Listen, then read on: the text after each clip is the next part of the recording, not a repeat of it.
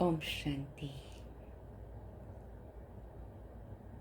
मीठे प्यारे बाबा रोज मीठी मुरली में इतनी सुंदर बातें हमें बताते हैं, तो जैसे हमारी आत्मा में रोज थोड़ी थोड़ी नई जागृति भी आती है, नया रियलाइजेशन भी होता है। तो कभी कभी कोई प्रश्न भी आता है। तो किसी ने प्रश्न पूछा है कि बाबा ने बताया कि याद की यात्रा में रहने वाले बच्चों की यह निशानियां होगी। गंभीर होंगे, समझदार होंगे, शांत रहेंगे, रॉयल बिहेवियर होगा, सबके साथ प्यार से चलेंगे। तो कहा कि बाबा की ये बातों को सुनते हुए लगा कि हम तो ये सब नहीं कर रहे हैं, लेकिन इतना नहीं कर रहे हैं जितना बाबा चाहता है या बाबा जिस नज़र से देखता है। तो हमें क्या करना चाहिए? तो क्या बाबा को हमारे लिए प्यार नहीं होगा? क्या बाबा की नज़रों में हम ऊंचे और महान नहीं होंगे? या यह निशानियाँ अगर हमारे में परसेंटेज में हैं तो हमारा भविष्य क्या होगा? इस प्रकार के कई संकल्प आते हैं, जो व्यर्थ संकल्प हैं, जो साधारण संकल्प हैं। बाबा कहते बच्चे कभी भी व्यर्थ संकल्प या साधारण संकल्प नहीं करो।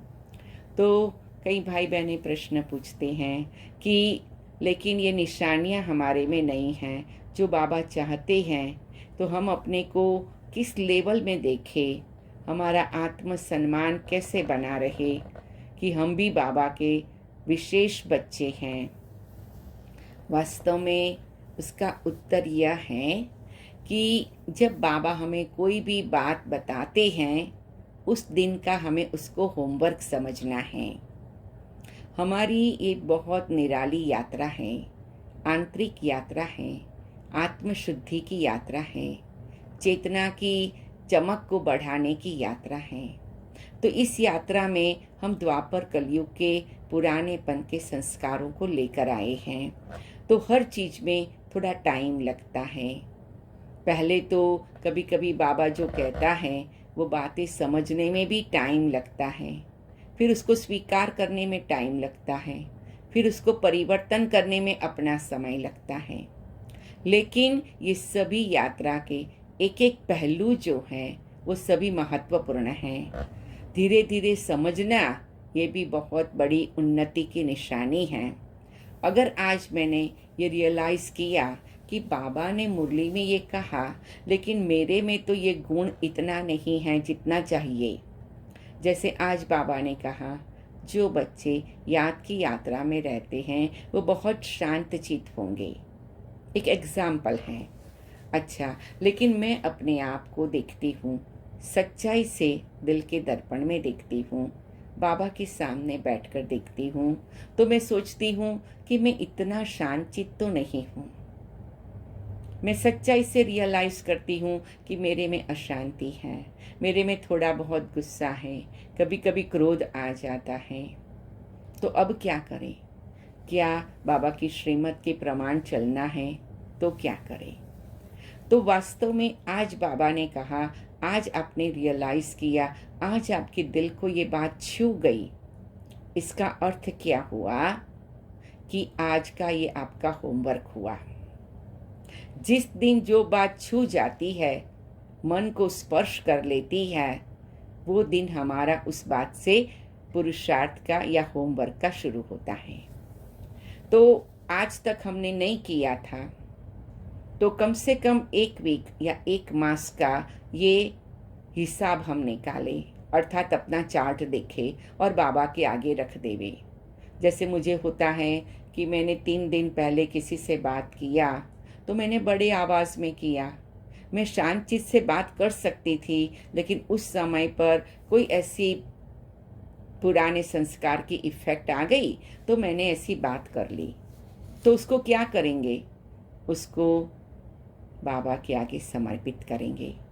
बाबा, मुझे इस प्रकार से बात करनी चाहिए नहीं थी, लेकिन शांति से बात करनी चाहिए थी, योग में रहकर, आपकी याद में रहकर बात करनी चाहिए थी। ये मैं स्वीकार करती हूँ, मैं क्षमा मांगती हूँ, उस आत्मा से भी क्षमा मांगती हूँ।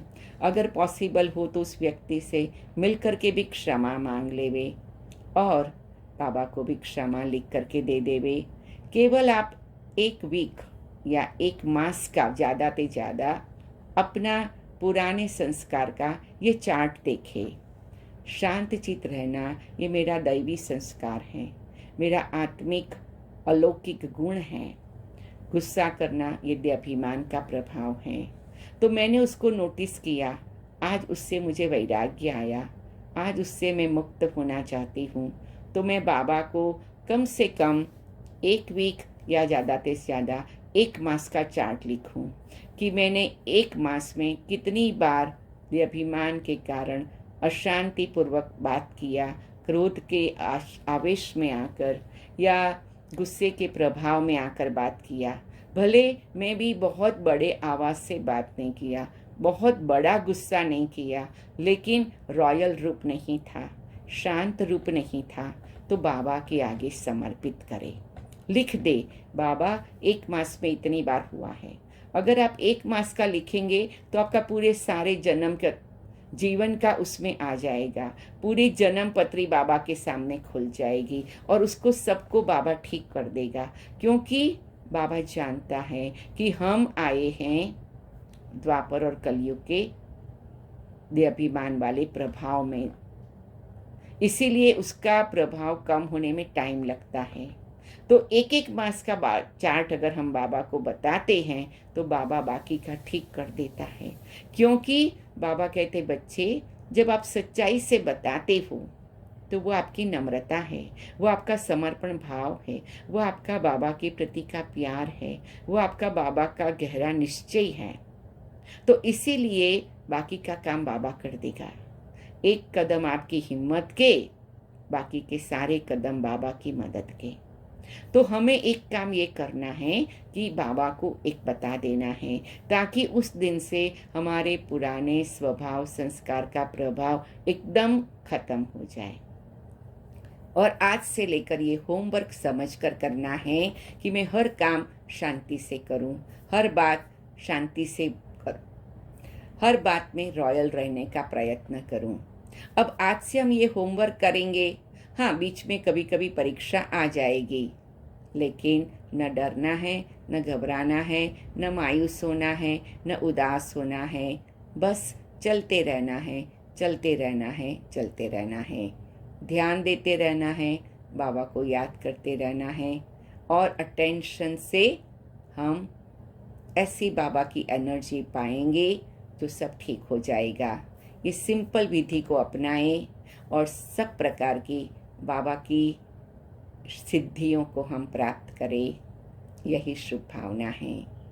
तो आज से लेकर क्या करेंगे, आज की मुरली में से एक होमवर्क करेंगे और उसके होमवर्क की पिछले एक मास का चार्ट बाबा को देंगे और देखो धीरे धीरे कैसे हमारे अंदर दिव्य संस्कार स्वाभाविक रूप में आ जाते हैं।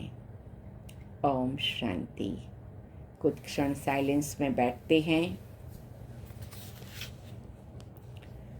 अपने रियलाइजेशन की ज्योत को जगाते हैं। मैं आत्मा, मीठे प्यारे बाबा, आपकी याद से इतनी शांति प्राप्त करती हूँ। अब मैं शांत चित्त होकर सब कारोबार करती हूँ। मेरा मन, वचन, कर्म, तन, मन, धन शांति सागर बाबा आपके शांति के रंग में रंग गया है। मैं शांत स्वरूप हूँ। मेरा मन भी शांत, तन भी शांत, वाणी भी शांत, संकल्प भी शांत, जीवन भी शांत। ओम शांति, ओम शांति।